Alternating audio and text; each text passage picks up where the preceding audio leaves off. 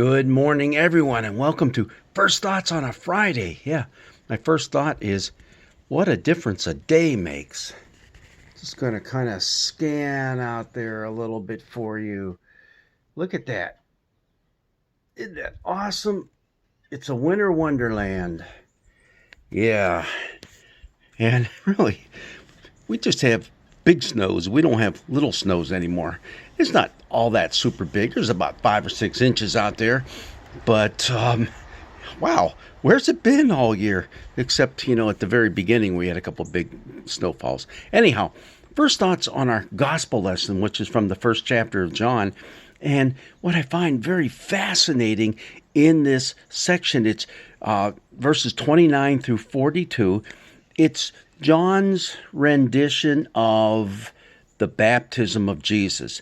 And it's interesting, whereas Matthew, Mark, and Luke all talk about the actual baptism, John only talks about the actual baptism, meaning he's not actually performing it in this passage. It's already been done. Yeah. And now he's witnessing to Jesus.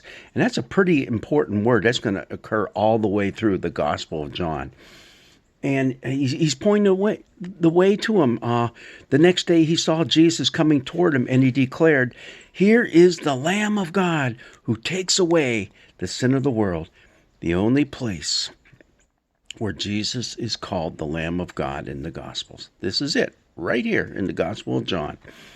And now what we see as we read through this, he does this a couple of times. He points people away from himself to Jesus, and we have 4 different names, so to speak, identifying features given to Jesus in this passage. 2 by John and 2 by the disciples. Of course, we just saw the first one, the Lamb of God who takes away the sin of the world. Now, he's kind of combining a couple of different things here. Normally, a sin offering was a lot of different things, but not necessarily a sheep. It wasn't necessarily a lamb. All right. The lambs, the important part of having that sacrifice was in preparation for the Passover meal. Got that? And you would consume that lamb. So it's a little bit different than sacrificing for sin, because that was more celebratory, celebrating God's act of deliverance. Is that what John is doing? Pointing toward Jesus as being God's big act of deliverance for the world now? I think there's something to look at that, as well as taking away the sin of the world. He does both. He takes away our sin and delivers us. Ooh, some pretty heavy stuff there, I think. A little later on, he says, there's the Lamb of God. And then he goes a little bit later, and I myself have seen and have testified that this is the Son of God. Now, Son of God is a term that's used with some frequency throughout the Older Testament, and it refers to someone who has been especially chosen by God to do something for the people. Could be a prophet, a special person, even a king. But now John is turning that on its head just a little bit and making it out to be Son of God, as in this is God. Especially if you go back and read the part of the Gospel of John that comes just before this, the prologue, where there is that real deep connection. That the Son of God is God. All right, so we have Lamb of God, Son of God. Now you have 2 disciples of John the Baptizer who hear John the Baptizer saying all these things, and they start following Jesus. And Jesus turns around, looks, and goes, "What do you guys want?" No, that's not what he said. He said, "What are you looking for?" More literally, what are you seeking? And they said, "Rabbi," which translated means teacher, "where are you staying?" Oh, you want to talk about one or two sentences that have so much in it that we just read over and move on to the next sentence. That's it. You can't do that with this. I'm not going to get into it a whole lot, but all these words are just jam-packed, full of significance, especially as we're reading them in the Gospel of John. But let's look at the title given to him: Rabbi, Teacher. Jesus becomes the great teacher, but it's going to be interesting as you see throughout this Gospel of John. Being teacher means, okay, I want you to enter in with me in my ministry, not just sit down and listen and say, oh, that's cool, that's neat, and start, leave it at that. No, become a part of what I'm doing. So, Rabbi, Teacher. And then a little bit later, one of the two who had heard John speaking, John the Baptizer speaking, was Andrew, Simon Peter's brother. And he goes and finds Simon and says, we have found the Messiah. The Messiah. And again, the gospel writer John helps us out by saying, hey, that's really anointed one. Now, who's anointed? Kings are anointed. Some of the prophets are anointed. Priests are anointed.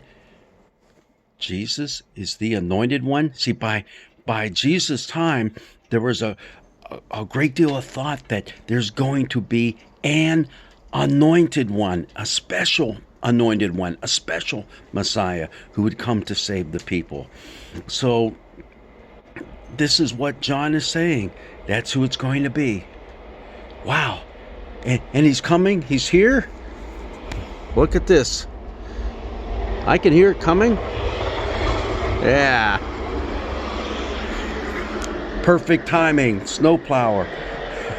John is the one who prepared the way. Maybe that snowplow is the one who prepares the way for me to take off this morning.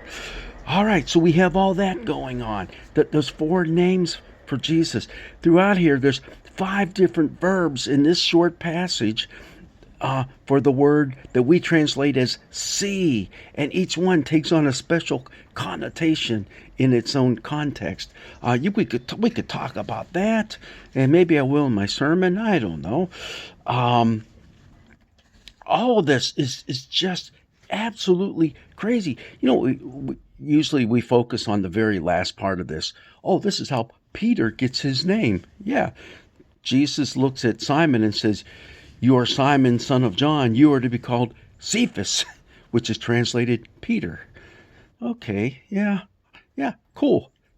And Peter means rock. Okay.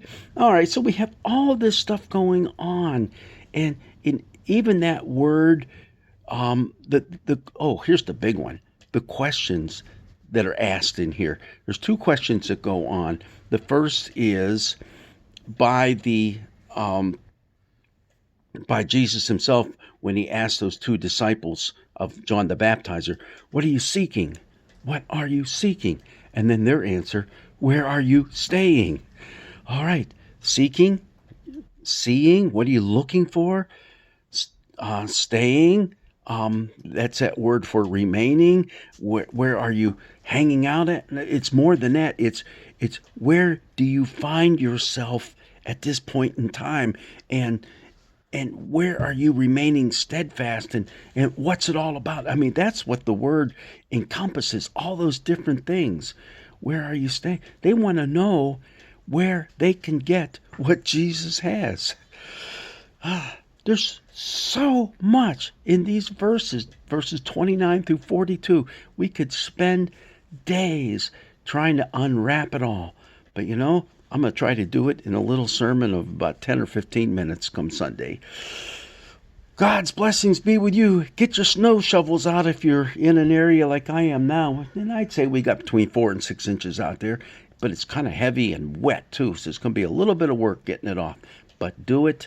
Get some exercise in, and know that this is God's blessing for us in the midst of winter, a winter wonderland. Catch you later.